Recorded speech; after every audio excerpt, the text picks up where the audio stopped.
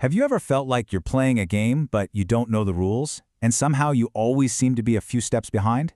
Well, today we're going to turn on the lights and reveal those hidden rules.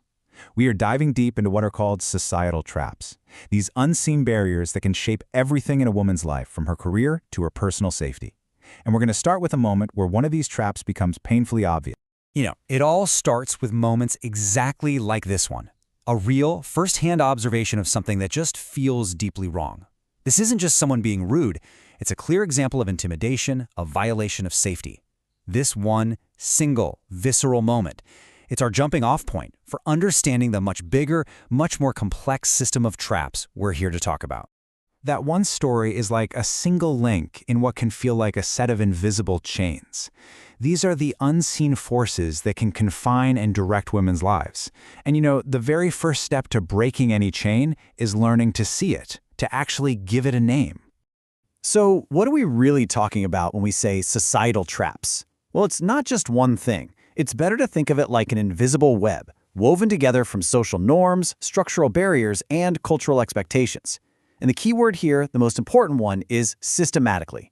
These aren't just random one-off events. They're part of a bigger, predictable pattern. And this image just nails that feeling, doesn't it? It's like being trapped inside something you can't quite see or touch. But here's the really tricky part: how normal it all seems. We're often taught to just accept these things as the way the world works, instead of seeing them for what they are, man-made constructs that can absolutely be changed. So let's break this down a little. These traps really operate in 3 different dimensions that all overlap and reinforce each other. First, you've got social norms, the expectations about how women are supposed to act.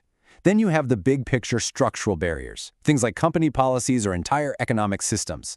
And finally, there are the cultural expectations, those unspoken rules that govern family, career, and just life. They all work together. Okay, so let's zoom in on our first deep dive, the professional world. People love to talk about the corporate ladder, but for a lot of women, it feels less like a ladder and more like a maze, just filled with hidden traps and dead ends.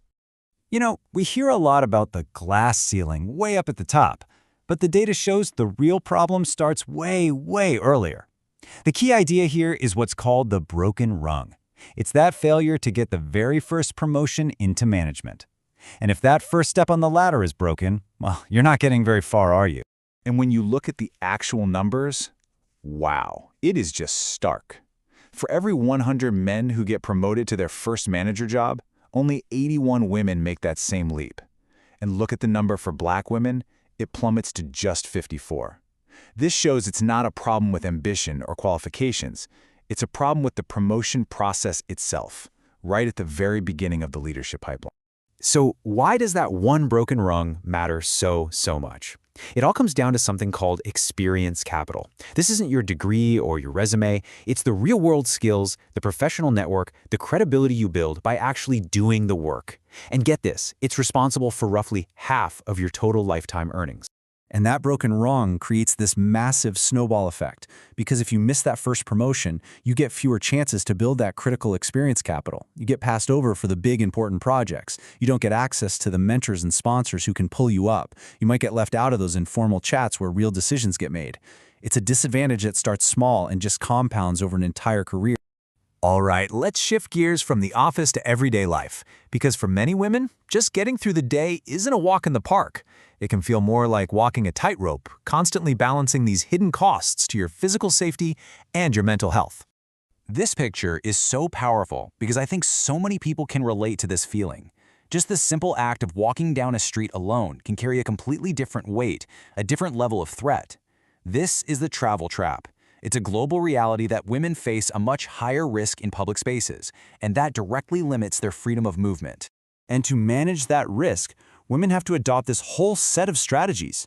Think about all the mental energy that goes into this. It's a constant background calculation. It's like a safety tax that gets paid in time, in money, and in missed opportunities. Every single one of these practical steps is also a small restriction on total freedom. And that tightrope walk doesn't end when you get home and lock the door. It extends right into the digital world. Online, women, especially those with any kind of public voice, often face the mental health trap. And let's be really clear about the goal here. This kind of targeted harassment isn't just random trolling. It is specifically designed to silence women, to make the price of speaking out so high that they're forced to retreat from public life. Now this next trap, it's a bit different. It's deeper, more cultural. It's not a policy or a physical threat. It's an idea. It's the myth of perfection. This trap of being held to a completely impossible standard of behavior. I love this question because it takes an archetype we all know and love, the sweet, perfect grandmother, and it forces us to really look at it. We all have that picture in our heads, right? But what happens when a real human being doesn't fit neatly into that box? Because the reality is, grandmothers are just people. They are people who have lived long, complicated lives. They might be dealing with unresolved trauma, or chronic pain, or serious financial stress. Maybe they're just plain exhausted after decades of taking care of everyone else. These aren't character flaws. This is the messy, complicated reality of being human. And this quote just hits the nail on the head.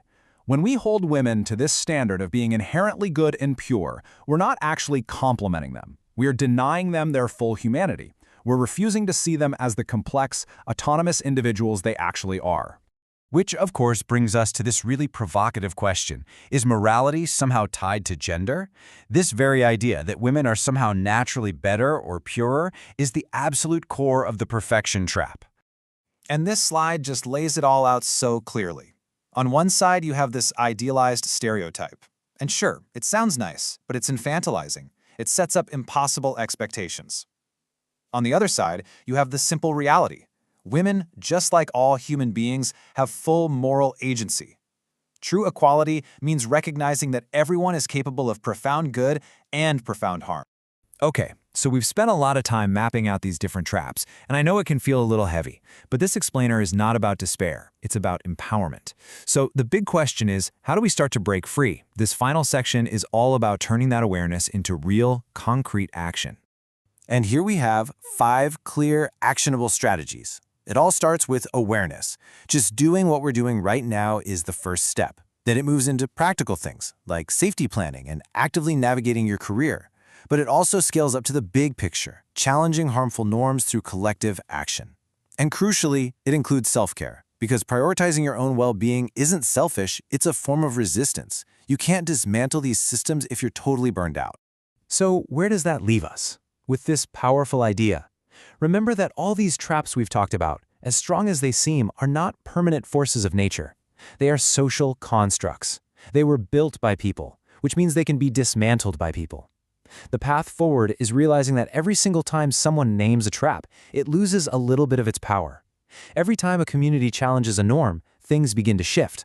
So the only real question left is, what trap will you name today?